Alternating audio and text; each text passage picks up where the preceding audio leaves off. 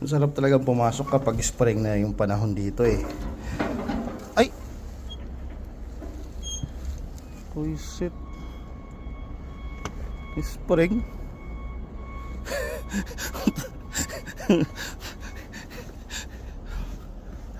Spring, punong-puno na naman ng yelo. Ano bang araw ngayon? Thursday. Thursday ngayong araw. Spring na dito. Nag-declare na sila ng spring. Ito yung kalagayan ngayon dito sa Quebec. Spring yan pero yung hindi ko talaga alam yung panahon dito. Nagde-declare sila ng spring pero yung weather dito ayaw pa. Webis ngayon, anong 26 yata ngayon. Ayan, lakas pa ng snow.